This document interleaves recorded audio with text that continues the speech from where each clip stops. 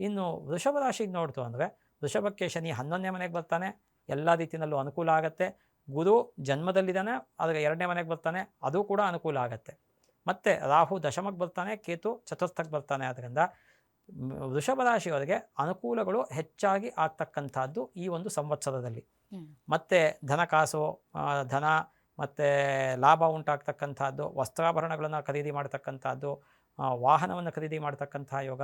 You will get money or profit from various source, ಬೇರೆ ಬೇರೆ ಇದರಿಂದ ಸೋರ್ಸಿಂದ ದುಡ್ಡು ಬರ್ತಕ್ಕಂಥದ್ದು, ಇವೆಲ್ಲವೂ ಕೂಡ ಆಗ್ತಕ್ಕಂಥದ್ದು. ಅದೇ ರೀತಿಯಲ್ಲಿ ರಾಹು ದಶಮದಲ್ಲಿರ್ತಾನೆ, ಕೇತು ಚತುರ್ಥದಲ್ಲಿರ್ತಾನೆ. ಕೇತು ಚತುರ್ಥದಲ್ಲಿರ್ತಾನೆ, ಅದರಿಂದ ಓದೋ ವಿದ್ಯಾರ್ಥಿಗಳಿಗೆ ಸ್ವಲ್ಪ ಓವರ್ ಕಾನ್ಫಿಡೆನ್ಸ್ ಬರ್ಬೋದು, ಅಥವಾ ಆಲಸ್ಯ ಉಂಟಾಗ್ಬೋದು.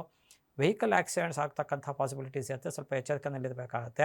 ಇವೆಲ್ಲವನ್ನು ನೋಡ್ಕೋಬೇಕು. ಮತ್ತು ವೃಷಭ ರಾಶಿಯವರ ತಾಯಿ ಯಾರಿರ್ತಾರೆ ಅವರ ತಾಯಿಗೆ ಅನಾರೋಗ್ಯ ಉಂಟಾಗಿದೆ. ಯಾಕಂದರೆ ಚತುರ್ಥ ಸ್ಥಾನ ಅಂದರೆ ಮಾತೃಸ್ಥಾನ, ಸುಖಸ್ಥಾನ, ವಾಹನ ಸ್ಥಾನ. ಹಾಗಾಗಿ ಮತ್ತು ಭೂಮಿ ಸ್ಥಾನ, ಯಾವುದಾದ್ರೂ ಭೂಮಿಯನ್ನು ಕೂಡ ಖರೀದಿ ಮಾಡ್ಬೋದು, ಅಥವಾ ಭೂಮಿಗೆ ಸಂಬಂಧಪಟ್ಟ ವಿಚಾರಗಳಲ್ಲಿ ಕೆಲವು ಲಿಟಿಗೇಷನ್ಸ್ ಆಗ್ತಕ್ಕಂಥ ಪಾಸಿಬಿಲಿಟೀಸ್ ಕೂಡ ಇರುತ್ತೆ ವೃಷಭ ರಾಶಿಯವರಿಗೆ. ಹಾಗಾಗಿ ಈ ವೃಷಭ ರಾಶಿಯವರು ಶಾಂತಿಯನ್ನು ಮಾಡ್ಕೋಬೇಕಾದಂತಹ ಒಂದು ವಿಚಾರಕ್ಕೆ ಬಂದಾಗ ಗುರು ಶನಿ ಎರಡೂ ಚೆನ್ನಾಗಿರುತ್ತೆ. ಆದ್ದರಿಂದ ರಾಹುಕೇತುಗಳ ವಿಚಾರಕ್ಕೆ ಸ್ವಲ್ಪ ಶಾಂತಿಯನ್ನು ಮಾಡ್ಕೊಳ್ತಕ್ಕಂಥದ್ದು, ಗಣಪತಿಯನ್ನು, ಶಿವ ವಿಷ್ಣುವನ್ನು, ಇಷ್ಟದೇವತೆಯನ್ನು ಆರಾಧನೆ ಮಾಡಿ ಪಶು ಪಕ್ಷಿ ಪ್ರಾಣಿಗಳಿಗೆ ಕೈಲಾಗದಿರೋರಿಗೆ ನಿಮ್ಮ ಕೈಲಾದಂತಹ ಸೇವೆ ಸಹಾಯ ಮಾಡ್ತಕ್ಕಂಥದ್ದು ಸೂಕ್ತ.